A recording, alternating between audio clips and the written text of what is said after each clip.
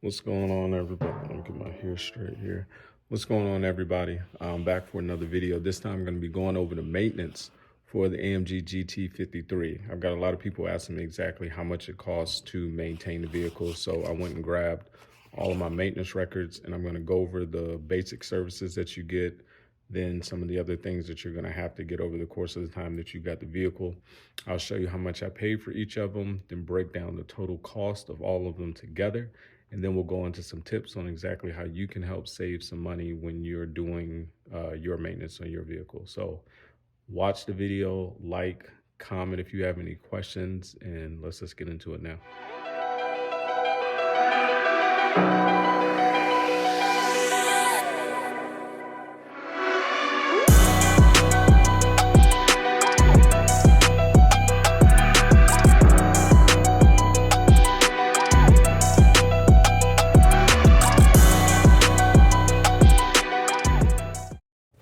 Okay, so what we're going to do is try to go repair by repair on each sheet.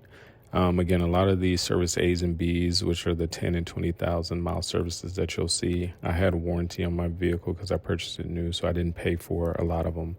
But in some of the later receipts, you'll see how much it is when I started to pay for it. So that's what service A is up there, what they had to do. Then I had a lot of issues with nails in my run flats, so having to replace tires, you're going to see that a lot. I had a lot of issues with the tires on the vehicle.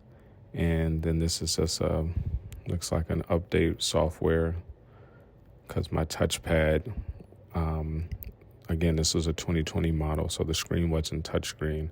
The touchpad where I could change from nav in system and my cameras, it would randomly just start changing by itself. So on this one, we had the 20,000 mile service. Again, you can see what items were covered on that. Again, the seatbelt compartment kept coming off. It wasn't broke. It was like a plastic thing and the clips kept coming out. So they just had to keep putting it back on. It happened like 3 or 4 times over the course of the 4 years I had the car. It was weird, but it was just an eyesore. Here's another tire repair. Again, it's going to be a constant theme. Then they did an inspection for the brakes. So no charges there. And then a recall that they did. Obviously, that's going to be covered under warranty. And at this point, my summer tires were pretty much done. So I needed more tires. So I had to buy 3 more. As you can see, the cost for that. It's about 15, 16 with parts or the mount and balance of the 3 tires.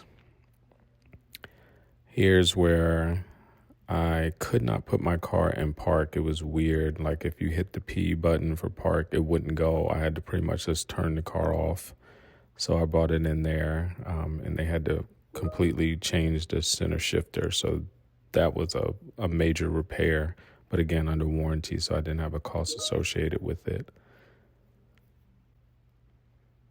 Here we have another pretty much service A, this time at 30,000 miles. You can see the list of stuff that they actually had to do for the vehicle this time. So again, under warranty, but if yours isn't, these little things can start to add up.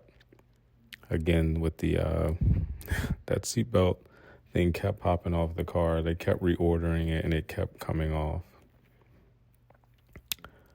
Let's see.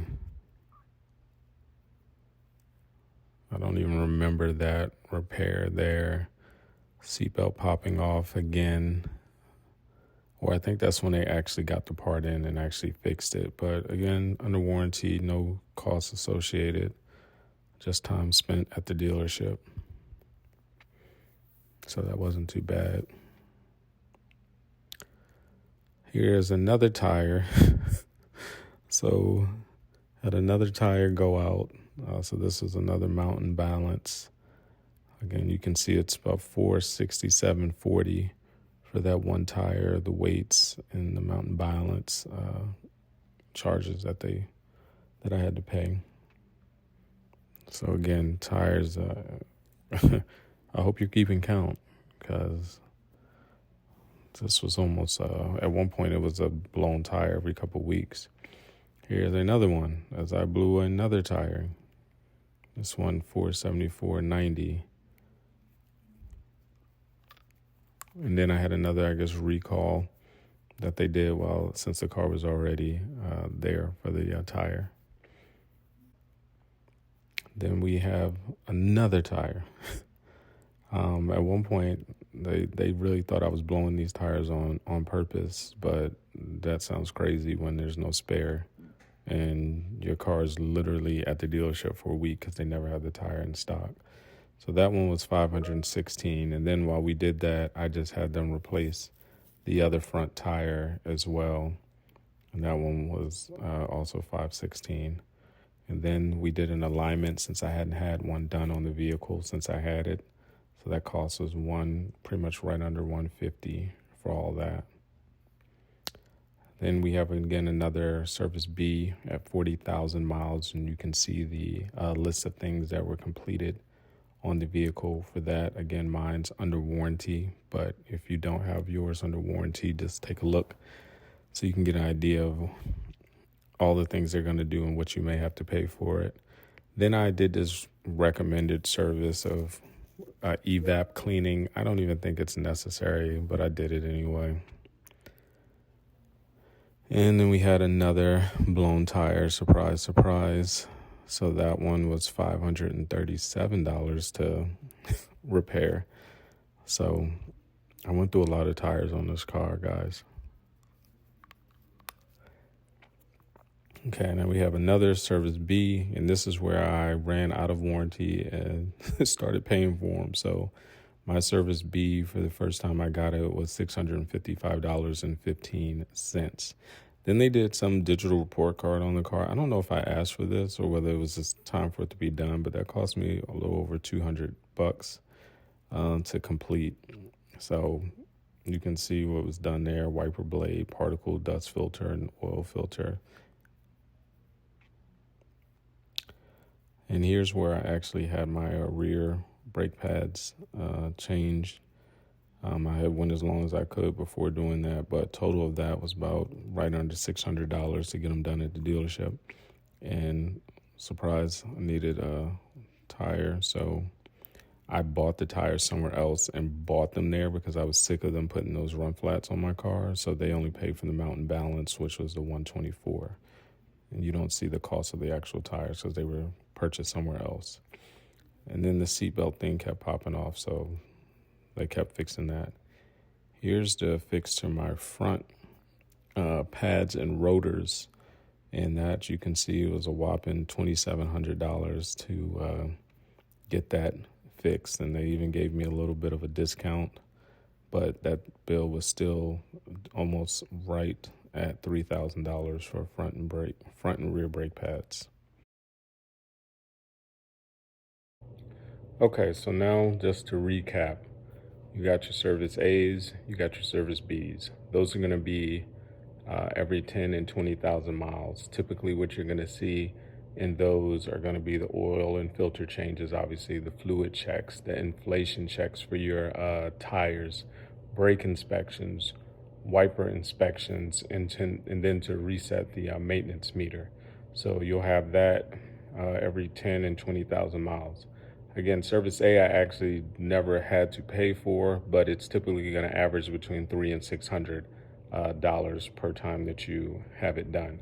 For Service B, which I did pay for my vehicle for what they said needed to be fixed, it added up to $655 for the Service B. Now, here's the breakdown of total cost. Tires, as you can see by the receipts, I spent a lot of money on. Almost $5,000 on tires. Now again, I had run flat tires, the 21-inch rims, and that price did include the mountain balance on it, so a little less than $5,000. Hopefully you'll be more lucky than I was and you won't blow as many tires and you won't have that cost, but be prepared. Brake costs was just a little over $3,000. Front pads and rotors were just about $2,700, and then the rear pads was just under $600. Other costs associated totaled up to $752, That was the air filters, the curb rash that I did for when I ran one of my rims into the side of the road or something. I had them fix it there, so that was 150. The wiper blade repairs, and then the 2 4-wheel alignments that I had done over the course of the 4 years I had the vehicle. So that brings us to a grand total of maintenance for the AMG GT53 for 4 years of ownership, just about $9,345.92. Again, that was with having a warranty for a brand new car, so 48,000 miles. But then obviously I went over the mileage and then had to start paying for it. So if you actually don't have a warranty and you bought your car used, that cost is going to be dramatically more for the amount of service A's and B's, and depending on what condition your tires and brakes are when you initially get the car. Some cost saving tips that I have after years of having this car is find a local authorized Mercedes dealership to do a lot of these repairs. You don't have to take your car to Mercedes every single time you're doing it. I think that would have saved me a lot of money after my warranty ran out, but I had a good relationship with the people at the dealership, and I just like going there. There was another place that I could have taken my car to, but I had a good relationship with them, and really they did good service. So if you're going to pay for a car this much, you got to expect that you're going to have a high maintenance bill. So I just accepted it and kept going to them. Second thing, replace the wipers yourself. I started looking at how much I was paying for wipers, and they were like $75 a wiper. That is insane. You can definitely do that yourself. You could YouTube it and figure out how to change the wiper, buy them off Amazon or some third-party site. But paying $75 or whatever for a wiper is crazy. So that's a cost you can save. And then the final thing is remove the run flat tires. Those cost me so much heartache with this car, because every time I would blow a tire, there's no spare. I'd have to tow my car to the dealership. They'd have to order the tire. That would take 2 days. Then they have to fit it in for an appointment. That would take another 2 or 3 days. So I could literally be without a car for nearly a week because of a blown tire. And considering I blew almost a tire a month at one point before I decided to get rid of the run flats, I was over it at that point. So get rid of the run flats unless there's some real reason that you feel like you need them. Or you might want to get a spare run flat if you love them to keep in the trunk for when you blow them, so that you won't be stuck somewhere or just having to tow your car, and then you just can keep replacing that if you got the money to buy the additional rim that you're going to need on the tire. But it was a heartache for me, and I suggest just going with regular all season tires, but your choice, your money. So that's it for the video, guys. We've kind of gone over all my maintenance costs that I had associated with the car. Then we broke down the actual totals of what I spent in my 4 years owning the vehicle, and then some tips that could hopefully help you save a little bit of money now that you've got this car. If you got any questions or any comments about what I've had to say, drop it in the comment section. Don't forget to like and subscribe for more videos like this, and have a good one. I'm out.